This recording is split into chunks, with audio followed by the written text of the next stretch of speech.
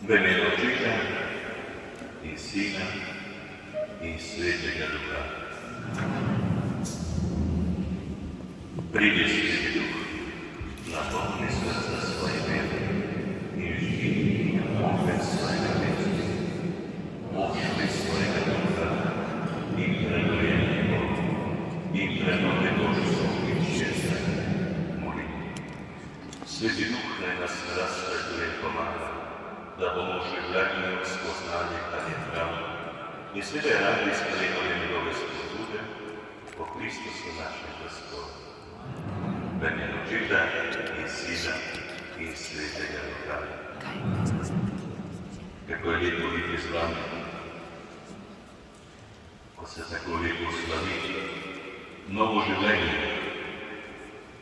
In ko sem tukaj bil na 12. razmišljal, kako bi začel govoriti o tem, kajti 20 minut je, tistih minut je blagoslovljenje. Glede, na eni strani je staro življenje, na drugi strani je novo življenje. In ko se spominjam tiste poti, katere sem bil na starem življenju, ko sem se oddaljil od Boga, ko sem šel svojo pot, ko sem razmišljal, da imam vse pravo življenje, ko sem razmišljal o tem, da denar vse pomeni v mojem življenju,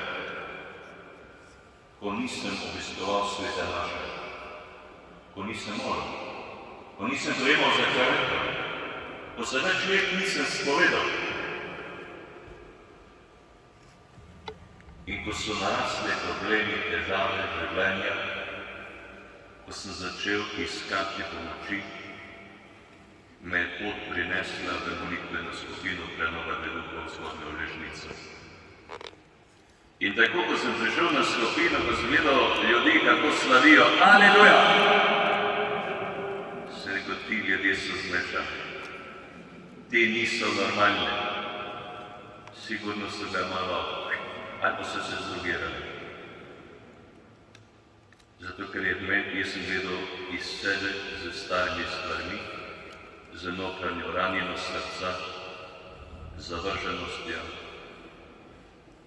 in mnogimi drugimi stvarmi. Zato mi je bilo čudno. Seveda je najprej bilo, da mi je bilo vse čudno, brez veze, in potem dve stvari, ki sta me pritegnili, da se ta moj stari človek v meni začel prebujati. Prva stvar je bila pričevanje in slavljenje. Kako so slavili, kako so bili oni veseli, srečni, zadovoljni in kako so pričevali, kako je Jezus naredil v njihovem življenju. Da ta Jezus žive. Ampak tega Jezusa jaz nisem poznal. Da Jezus živi, tega ni. Za mene je bilo. Ker za mene je bilo do tistega časa samo trpljenje, trpljenje, trpljenje. In kaj se je zgodilo? Prva stvar je bilo slavljenje, pričevanje, druga stvar, pa ki sem opazil na ljudi, je bila veselje. Bili so veseli, ker pa v meni bil stari človek, neodpuščanje, celo sovraštvo do svojega očeta, da sem bil žalosten. In sem jaz razmišljal po tem pričevanju, ko me je zadelo. Takrat se je začela pot spregovorjenja, molitva. Kako pomembno je, dragi bratje in sestre, ne to, kar čutimo, kar doživljamo. Ampak ena stvar je bila, zgodila se na začetku tega življenja, poti spregovorjenja, odločitev, da bo molil tako dolgo, dokler ne bo prišlo popolno končanje. Do konca. Pomeni, da se začne stvari spreminjati. In na to sem čakal 3 leta in pol. Molitev na kolena, začetek obisk nova maša. Prej mi je bilo vse brez veze, duhovnik je predolgo pridigal, ni bilo smisla, kaj bo pa. Zdaj sem pa začel počasi spoznavati svetonačno, da je tu živi Jezus. Da Jezus ni mrtev, ampak v resnici sem jaz bil mrtev za Jezusa. zato ker sem se oddaljil, ker sem mu zaprl svoje srce, ker sem na to mesto, kjer je Bog postavljal druge stvari v življenju. Od borilnih veščin, od denarja, od diskoteke in še mnogo drugih stvari je bilo v mojem življenju. In glejte, potem se je počasi začelo prebujati to Božje življenje, novo življenje, Sveti Duh v mojem življenju. Počasi sem začel spoznavati, da Bog ni slab, da je Bog dober, ampak jaz moram vztrajati na tej poti, ne iskati svoje volje, ampak njegovo voljo. Seveda ni bilo to enostavno.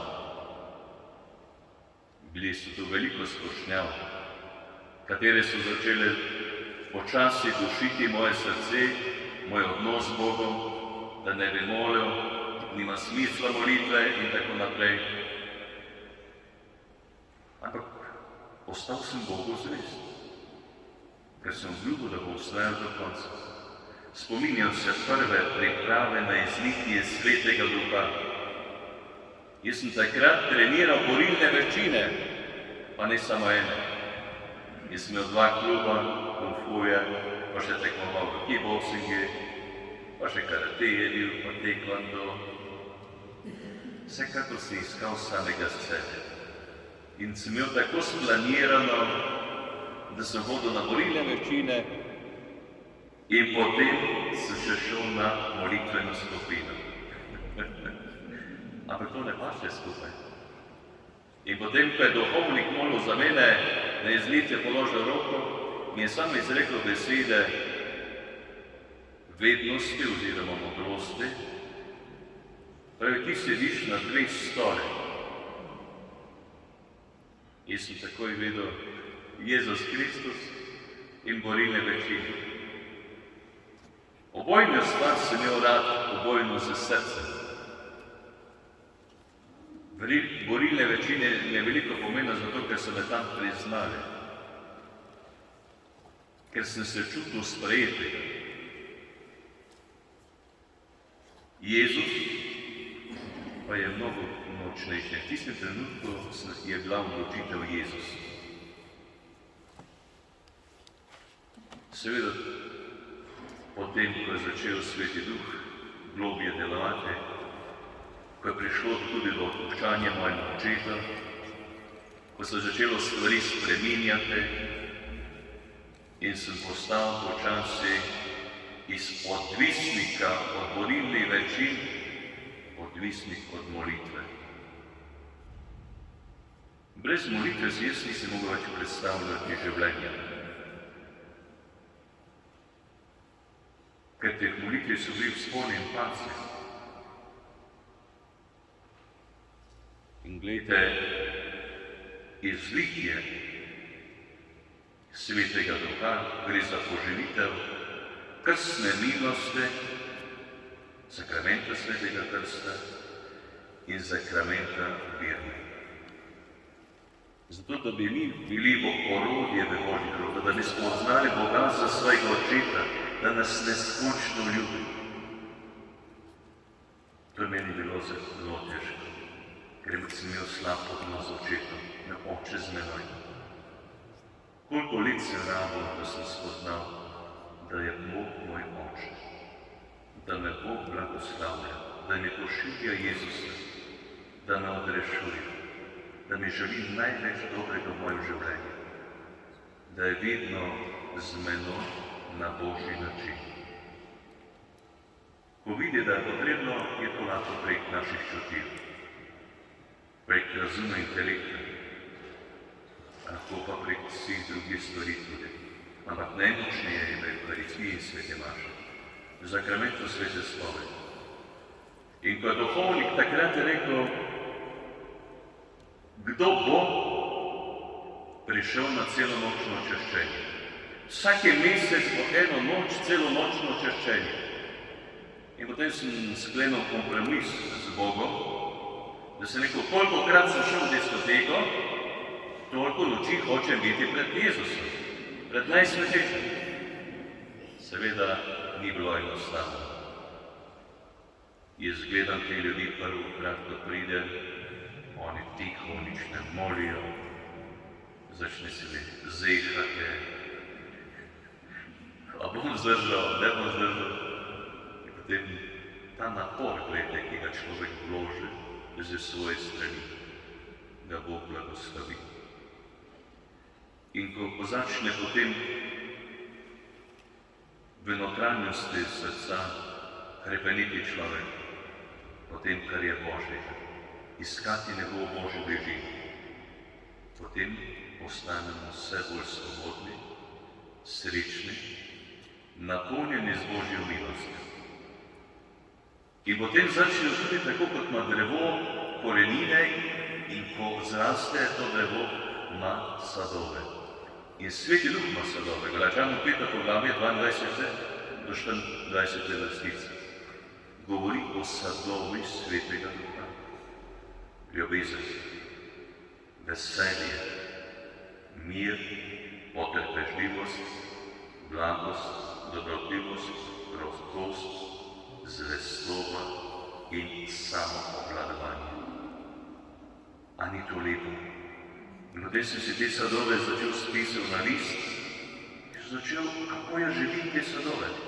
A so prisotni sad ljubezni ali nasprotje sovraštva?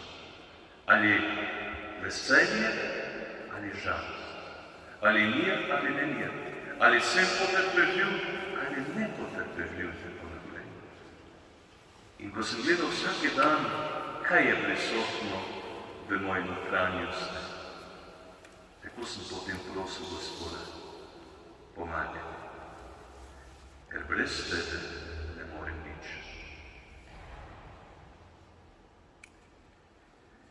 Glede, izlitje Svetega Duha in darove Svetega Duha, vse to je zelo dobro, zelo pomembno, ampak najpomembnejše pa je tisti, ki daje te darove. To pa je sam Gospod.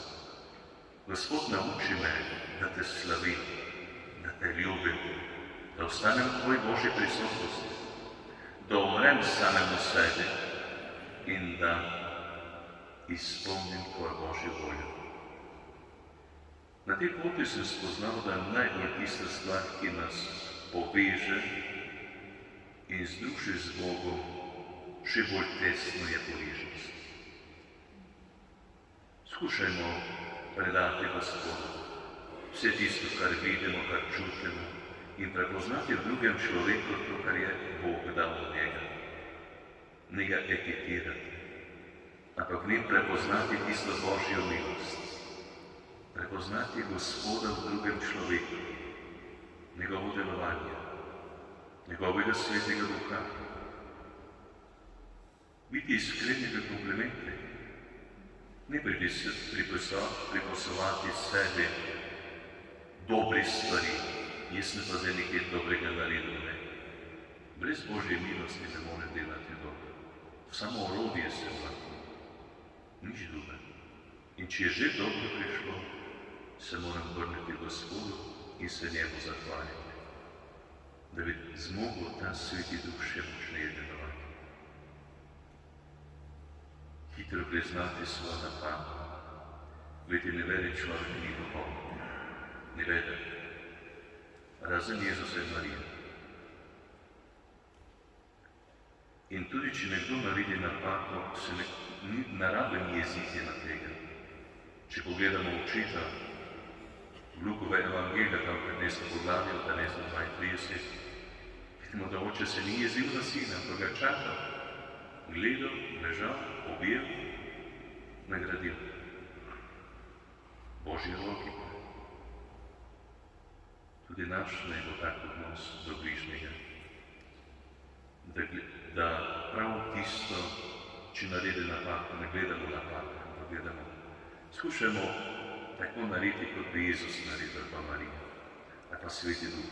Prositi Svetega Duha v teh trenutkih, da daje pravo besedo, ki bo dvignila človeka, ne ga spustila na tla.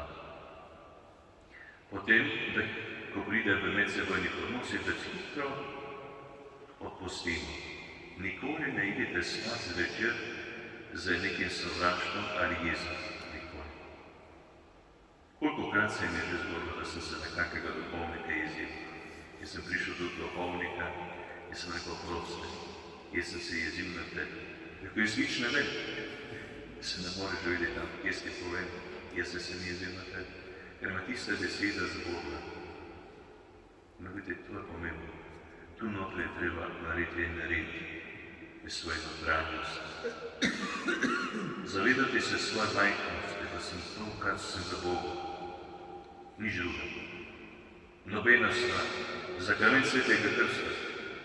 Postali smo ljubljeni Božji otroci, več od tega ne moremo doseči. Noben naziv, nobena titula, nobena stvar nas naredi večjega, kot to, kar smo v Gospodu, ljubljeni Božji otroci. Da lahko naredimo vsak dan kako dobro delo, skrito delo, ni zato, da bi nas ljudi hvalili, lepo govorili, ampak ne bo to za Gospoda, ali pa za Marijo, brez madeža. Potem, da se nekaj novega lahko naučimo od vsakega človeka, to zahteva ponižnost. Nekdo, ki ima, ne vem, je odvisnik od kajenja, kako on hrepeni po tem ukadi, da bi tako jaz hrepenil po svojem Gospodu in da sem Bogu hvaležen za dobro in slavo, da se Bogu znamo zahvaliti, da smo samo orodje v njegovih rokah, tako kot je pravi mati Terezija, jaz sem samo svičnik v Božjih rokah, nič drugega. Zato prosimo Gospoda, naj nas naredi uporabne, da bomo njegovo orodje v tem svetu, da bi lahko delali čim več tistega, kar se Bog želi za nas in da bi skupaj z Janezom Krstnikom izrekali tiste besede, Gospod, jaz se moram manjšati, ti pa moraš rasti v meni. Tako bomo vse bolj odprti za Svetega Duha. Nas bo pripravljenost, da bo lahko, ko bomo se zahvalili, ko bomo rekli, ko bomo bolj potrpežljivi, ko bomo znali odpuščati, bomo kar odprti za milost in sadove, darove Svetega Duha, da bi zmogli hoditi za njim. 2 minuti. Na molitveni skupine, ko sem videl dan jezikov, kako se govori dan jezikov, poje, moli, se mi je zdelo malo čudno vse skupaj. Potem pa sem začel malo ponavljati to in potem počasi z danom jezikov vidiš, da to gre za osebno reakcijo, da slaviš Gospoda, da veš, da je veselje, notranjega veselja, tihega veselja, da rasteš v odnosu do Boga in do bližnjega. Posebno Matejev Evangelij, 22. poglavje 37. vrstnica, ko govori, ljubite Boga z vsem srcem, s dušo in sebištvom in svojega bližnjega tako samega sebe. Tukaj človek raste, da bi Gospod postal vse močnejši na poti njegovega življenja in da bi tudi mi bili sposobni vsak dan svojega življenja predati svoje srce, svoje življenje v Božje roke. In tako kot Marija izrekli besede, zbudi se mi po tvoji besedi. Ne po moji, ne moja volja, ampak tvoja volja naj se zgodi. Tako je, Božja volja naj se zgodi, 20 minut je mimo, je snovana, ker je Bog reda in zato vam tudi želim lep večer, lepo avanturo z Jezusom, da vas Sveti Duh napolni in da vam daje vse tistih moči, da bi on mogel rasti v vsakem srcu, iz dneva v dan, do tistega časa, ko bo tudi našel pot, ko nas bo Gospod vzel k sebi.